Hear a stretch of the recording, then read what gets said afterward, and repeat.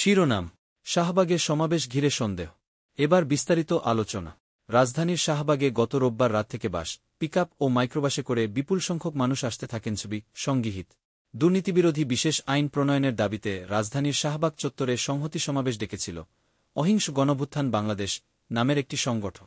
এ সমাবেশে যোগ দিতে দেশের বিভিন্ন জেলা থেকে বিপুল সংখ্যক মানুষ আসতে শুরু করলে এক ধরনের সন্দেহ ও আতঙ্ক তৈরি হয়। পরে পুলিশ ও ঢাকা বিশ্ববিদ্যালয়ের একদল শিক্ষার্থীর তৎপরতায় সেই সমাবেশ পণ্ড হয়ে যায়। এদিকে গতকাল সোমবার সন্ধ্যায় প্রধান উপদেষ্টার প্রেস উইংয়ের সংবাদ সম্মেলনে জানানো হয়েছে, অহিংস গণঅভ্যুত্থান বাংলাদেশের আহ্বায়ককে পুলিশের হেফাজতে নেওয়া হয়েছে। ঢাকা মহানগর পুলিশ এক সংবাদ বিজ্ঞপ্তিতে জানিয়েছে, অহিংস গণ অভ্যুত্থান বাংলাদেশের অন্যতম সংগঠক মাহবুবুল আলম চৌধুরীকে গ্রেপ্তার করা হয়েছে। এছাড়া ঢাকার বাইরে মানিকগঞ্জ, লক্ষ্মীপুর ও টাঙ্গাইল থেকে লোক জড়ো করার সময় বেশ কয়েকজনকে আটক করার খবর পাওয়া গেছে। শাহবাগে ওই সমাবেশে যোগ দিতে গত রোববার দিবাগত রাত ১টার পর থেকেই একের পর এক বাস, পিকআপ ও মাইক্রোবাসে করে বিপুল সংখ্যক মানুষ শাহবাগ এলাকায় আসতে শুরু করে। এ ঘটনায় শিক্ষার্থীসহ অনেকের মধ্যে আতঙ্ক তৈরি হয়। রাতেই সামাজিক যোগাযোগ মাধ্যম ফেসবুকে এমন প্রচারণা দেখা যায় যে আওয়ামী লীগ টাকা দিয়ে শাহবাগে লোক জড়ো করছে। এমন পরিস্থিতিতে রাতেই পুলিশ শাহবাগ এলাকায় টহল বাড়া। তবু গাড়িতে করে লোকজন আসতে থাকেন। এত মানুষ ও যানবাহনের ভিড়ে গতকাল সকাল ৭টার দিকে শাহবাগ ও ঢাকা বিশ্ববিদ্যালয় এলাকায় তীব্র যানজট দেখা যায়। বিশ্ববিদ্যালয়ের টিএসসি এলাকায় একদল শিক্ষার্থী আগত লোকজনকে বুঝিয়ে ফেরত পাঠানোর চেষ্টা করে। পুলিশও লোকজনকে বোঝানোর চেষ্টা করে। এতে আগত লোকজনের বেশিরভাগই ফিরে যান। আগত কিছু ব্যক্তির সঙ্গে কথা বলে জানা যায়, শাহবাগে ঠিক কী হবে তা তারা জানেন না। বিদেশে পাচার করা অর্থ দেশে ফিরিয়ে আনা হবে। শাহবাগে যারা উপস্থিত হবেন তাদের ১ লাখ টাকা করে লোন দেওয়া হবে। এজন্যই তারা শাহবাগে এসেছেন। তাদের কয়েকজন এও অভিযোগ করেন, তাদের কাছ থেকে নিবন্ধন ফি বাবদ ১,০০০ করে টাকা নেওয়া হয়েছে। এর আগে ২ নভেম্বর অহিংস গণঅভ্যুত্থান বাংলাদেশের পক্ষ থেকে গণমাধ্যমে একটি বিজ্ঞপ্তিতে ২-৫ নভেম্বর গতকাল সকাল ১:০০টায় শাহবাগ চত্বরে সংহতি সমাবেশ করার কথা জানানো। সংগঠনের আহ্বায়ক বৌম মোস্তফা আমিনের এ সমাবেশে সভাপতিত্ব করার কথা ছিল। বিজ্ঞপ্তিতে বলা হয়, বাংলাদেশের বিভিন্ন অঞ্চল থেকে ১,৮০,০০,০০০ মানুষের অনুসমর্থনের ভিত্তিতে একটি বিশেষ আইন প্রণয়নের জন্য ৪ বছর ধরে কাজ করছে অহিংস গণঅভ্যুত্থান বাংলাদেশ। গত ১-৮ আগস্ট শাহবাগ চত্বরে সমাবেশের মাধ্যমে প্রধান উপদেষ্টা বরাবর দুর্নীতিবিরোধী এই বিশেষ আইনের খসড়া জমা দেওয়া হয়েছে। থানায় জিজ্ঞাসাবাদ। গতকাল শাহবাগের এ কর্মসূচিতে অংশ নিতে আসা অনেককেই জিজ্ঞাসাবাদের জন্য আটক করে শাহবাগ থানা পুলিশ। খবর পেয়ে দুপুর ১-২টার দিকে শাহবাগ থানায় গিয়ে পুলিশের সঙ্গে কথা বলেন গণসংহতি আন্দোলনের প্রধান সমন্বয়কারী জোনায়েদ শাক। গতকাল সন্ধ্যায় জোনায়েদ শাকি প্রথম আলোকে বলেন, অনেক সাধারণ মানুষকে গ্রেপ্তার করা হয়েছিল। এমন খবর শুনে তিনি শাহবাগ থানায় গিয়েছিলেন। তিনি বলেন, পাচার হওয়া টাকা দেশে ফিরিয়ে এনে জনগণকে বিনা সুদে লোন দেওয়ার বিষয়ে বিশেষ আইন করার দাবিতে মোস্তফা আমিন দীর্ঘদিন ধরে আন্দোলন করছিলেন। সেই আইনের খসড়া প্রণয়ন করে গণস্বাক্ষরও সংগ্রহ করেছেন। এটা ৪ বছর ধরে চলছে, এটাকে সেভাবেই দেখা দরকার।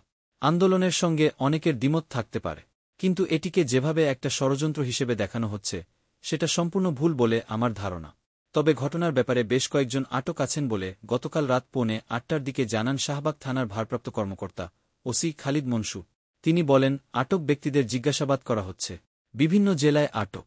মানিকগঞ্জ প্রতিনিধি জানান, শাহবাগের সমাবেশে এসে প্রতারিত হয়ে গতকাল মানিকগঞ্জ ফিরে ওই সংগঠনের প্রতিনিধি দবির হোসেনের বাড়ি ঘেরাও করেন ভুক্তভোগীরা।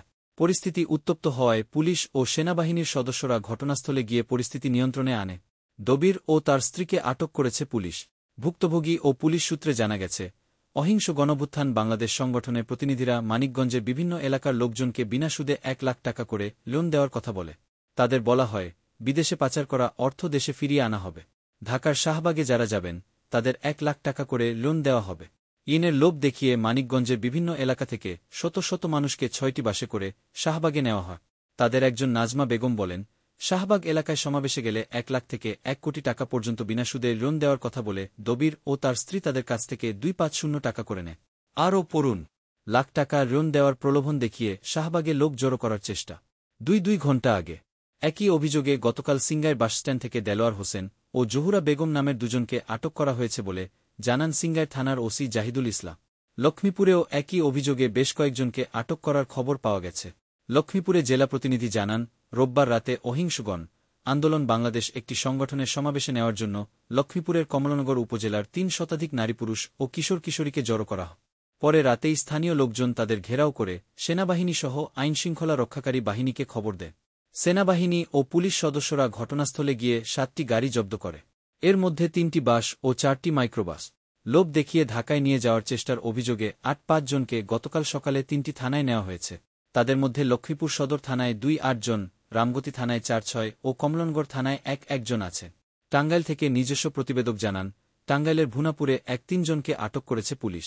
ভুনাপুর বাসস্ট্যান্ড এলাকা থেকে তাদের আটক করা হয়। পুলিশ বলেছে, আটক ব্যক্তিরা বিনা সুদে ১ লাখ থেকে ১ কোটি টাকা ঋণ দেওয়ার প্রলোভনে নারী ও পুরুষদের নিয়ে গতকাল সকালে ঢাকায় যাচ্ছিল। ভুনাপুর বাসস্ট্যান্ড এলাকায় পৌঁছালে পুলিশ তাদের আটক করে থানায় নিয়ে যায়।